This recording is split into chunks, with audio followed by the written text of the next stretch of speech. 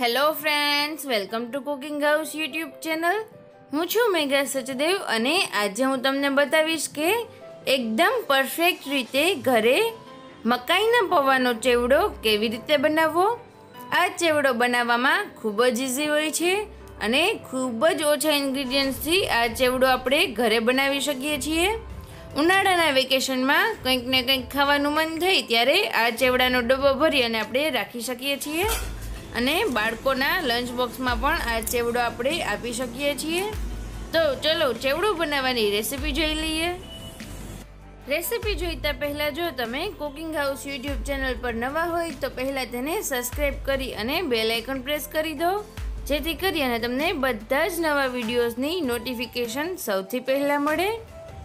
મકાઈના પૌવાનો ચેવડો બનાવવા માટે આપણે લઈશું મીડિયમ સાઇઝના 2 થી 3 કપ જેટલા પૌવા અને અડધો કપ જેટલા આપણે સિંગદાણા લઈશું।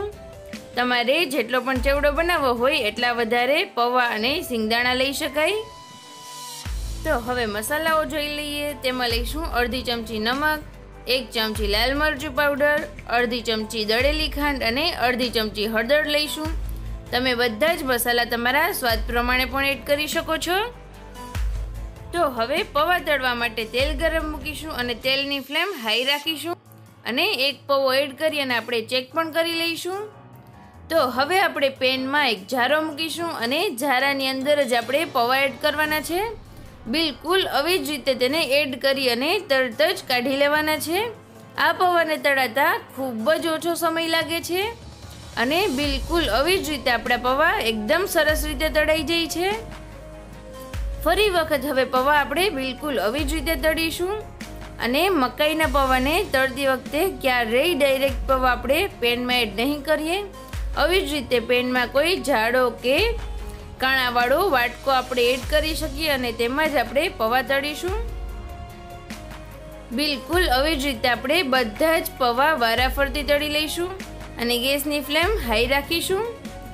ત્યારબાદ હવે ગેસ થોડો ધીમો કરી એટલે કે ગેસની ફ્લેમ સ્લો કરી અને આપણે સિંગદાણા તળી લઈશું।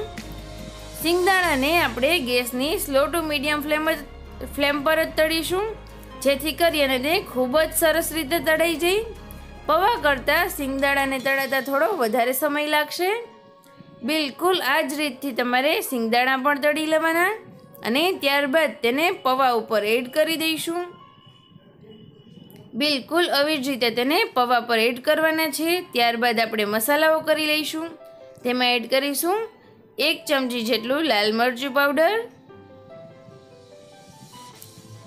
હવે એડ કરીશું અડધી ચમચી જેટલી હળદર,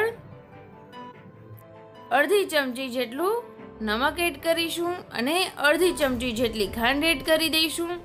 બધા જ મસાલા તમે તમારા ટેસ્ટ પ્રમાણે વધારી ઘટાડી શકો છો। ત્યારબાદ હવે બધા જ મસાલાને પૌવા એકદમ ગરમ છે અને સિંગદાણા પણ ગરમ છે, તો આવી જ રીતે તેને મિક્સ કરી દઈશું, જેથી કરી અને બધા જ પૌવા અને સિંગદાણામાં મસાલા ખૂબ જ સારી રીતે ભળી જાય।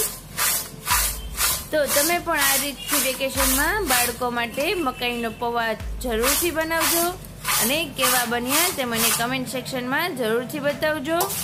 જો તમને આ રેસીપી પસંદ આવે તો લાઈક અને શેર કરવાનું ના ભૂલતા અને હજુ સુધી જો કુકિંગ હાઉસ યુટ્યુબ ચેનલ પર નવા હોય તો તેને જલ્દીથી સબસ્ક્રાઈબ કરી અને બેલ આઇકન પ્રેસ કરી દો, જેથી કરી અને બધા જ નવા વિડીયોઝની રેસીપીની નોટિફિકેશન સૌથી પહેલાં તમને મળે।